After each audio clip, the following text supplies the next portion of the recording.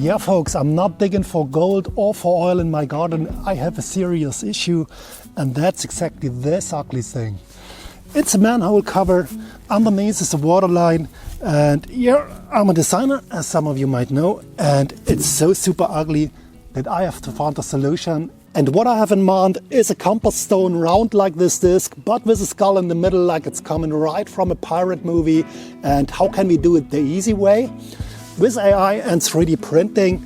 This video is supported by Geekbuying.com. They sent me a huge 3D printer and I like to show you how you can do it yourself. Even if you are not a designer or an artist using AI for the design, then printing the negative mold, pouring the concrete for your own real pirate garden stone. Let's do it. So first things first, folks, let's pick up the huge 3D printer my friends from Geekbuying.com sent me.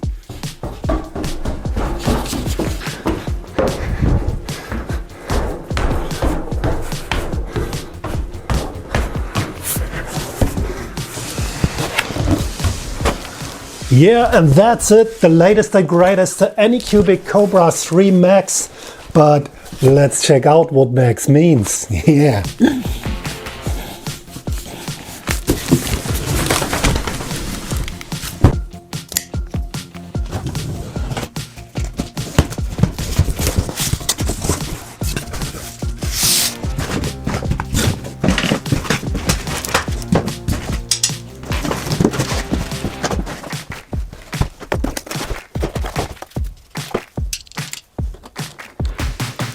And if I've done everything right, I should be able to remove the base plate from the Z-axis. Let's check it out. Yeah. And now we have to reattach the Z-axis on the base plate.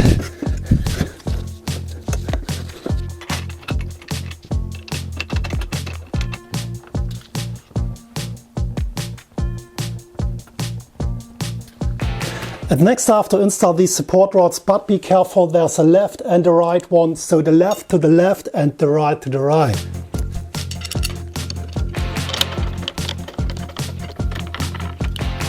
And next we have to check the alignment of the Z-axis, so I'm using this angle, and yeah, Sasha, what do you think? Is it straight?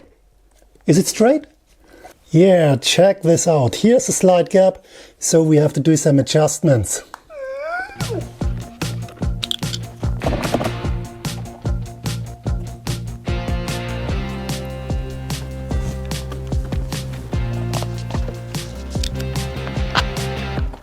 Yeah, and I have the Cobra 3 kit. It comes with the Anycubic color engine. You can place up to 4 rolls of filament in this box and you can print, of course, up to 4 colors. Installing it is super easy. You just have to plug in the cable. You have to mount the cutter in the print head and also the wiper on the Z-axis. That's all. But I'm using this box for only one single filament, but different rolls. And when one roll is empty, it will change to the next one. So I will never run out of filament when I'm doing big prints like on this printer. Yeah, I have a 3D printer, but what we need, of course, is a design file. And the good news for you are you have to pay nothing and you have to know nothing. Let me show you some cool websites where you can do the design for free without any knowledge. And the first website is super simple, ChatGPT. Everybody knows ChatGPT.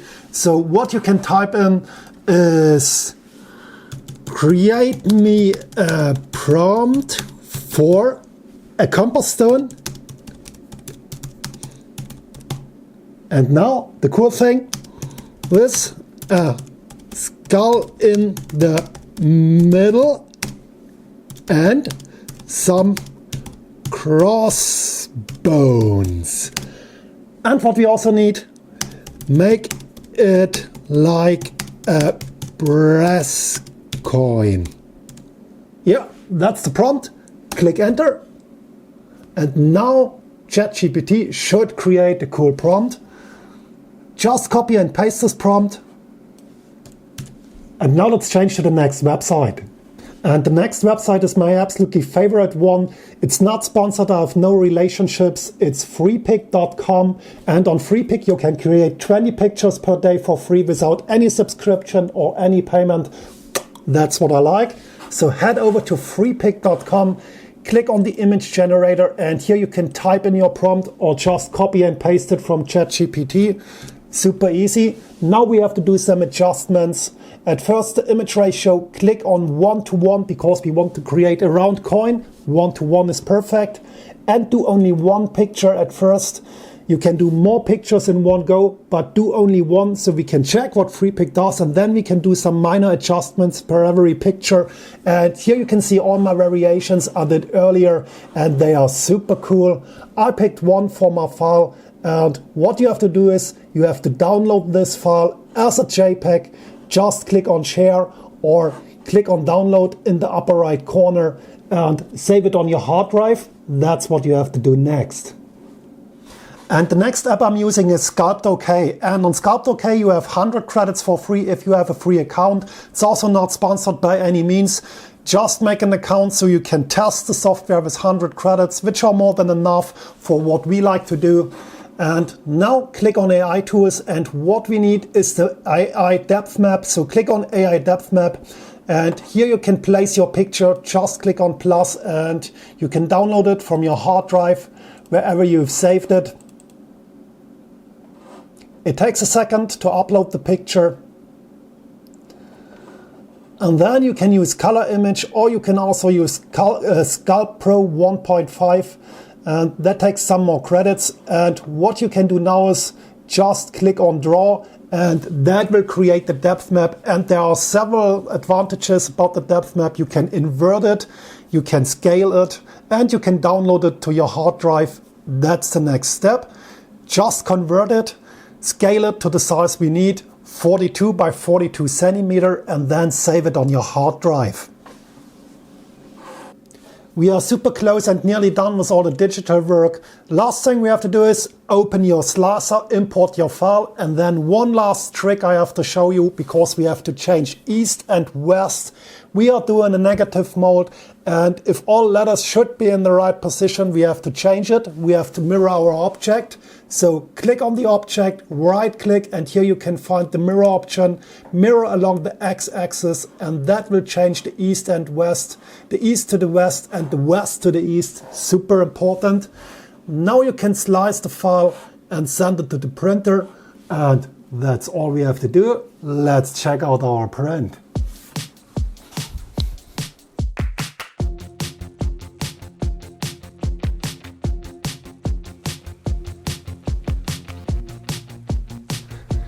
Yeah, 22 hours later, yes, 22 hours, that was the night shift here at the shop.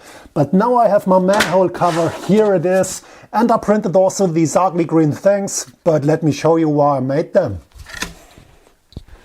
Yeah, all the nerdy digital office work is done, and now it's time for some real man's work, pouring concrete. And to do that, we need, yes, you guess it, some concrete. But I'm going with something special. That's not concrete, that's fiber cement, and that means there's fiberglass mixed in the cement itself, so it gets super strong, super durable. My compass stone won't break that easy, and to make it even more durable, I use also some rebar to enforce my concrete and the compass stone itself. And the first thing I have to do is I have to connect it with some wire.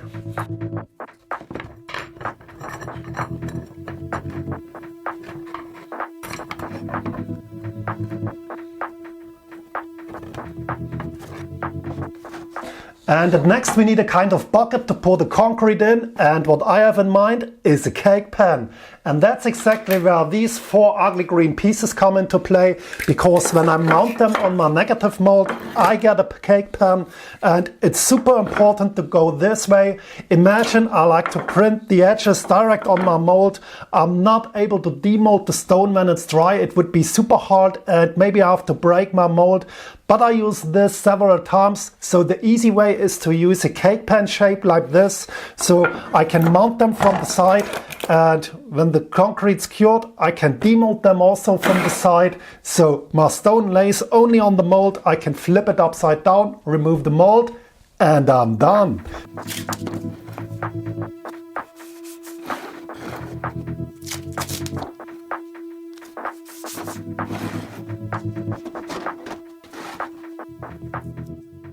And if I want to be successful in concrete pouring, I have to be clever, and that starts with some preparation.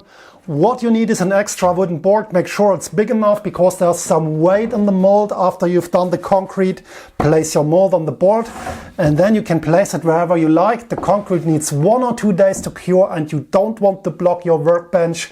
What I also need is some mold release. Super easy application. Just put it in a bucket and then brush it on. That makes an easy time. You have an easy time demolding your concrete when you use a good mold release.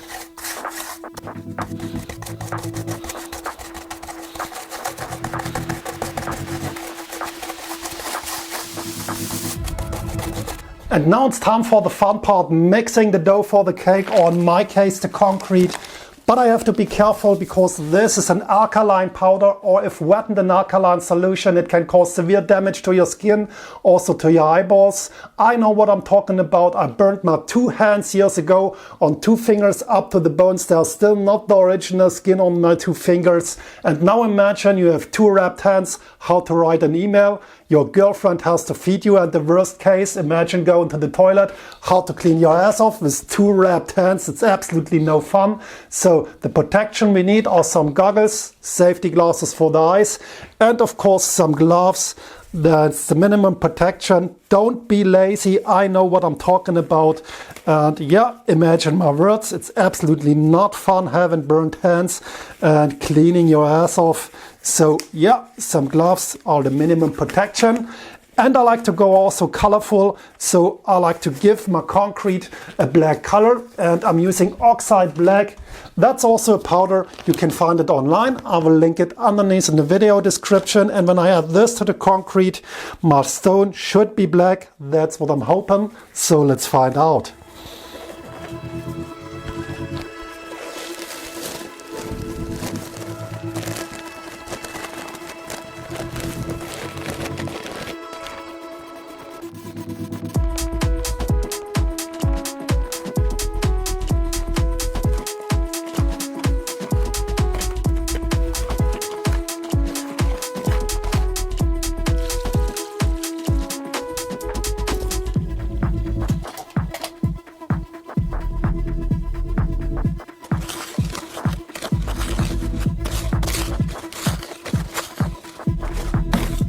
And the mix should be a slurry, so make sure you add enough water, not too thick.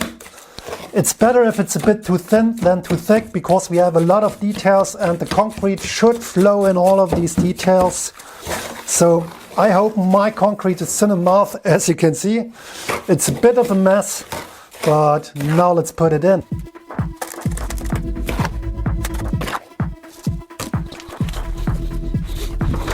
And I'm using my hammer drill to shake the plate and the mold to release all the air bubbles in the concrete. That is super important. It's super noisy as well, so I have to wear ear protection. And when I've done that, I can place the rebar and I can add all the concrete which is left in my bucket.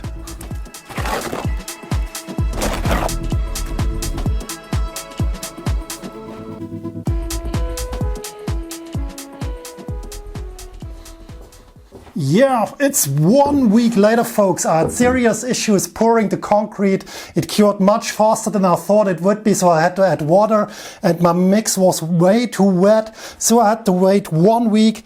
But now let's find out if it's a win or it's a total loss.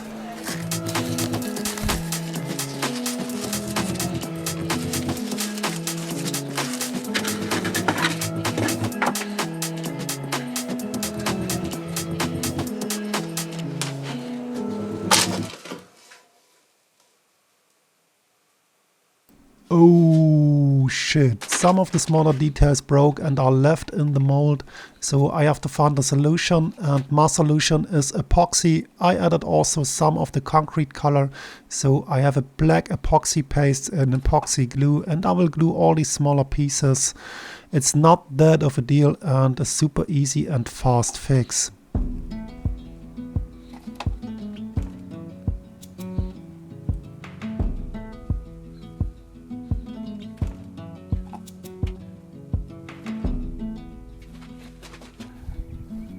Yeah, check it out. Here comes my pirate stone, and the only thing left to do is to dig it into the ground and to find the correct position for the stone.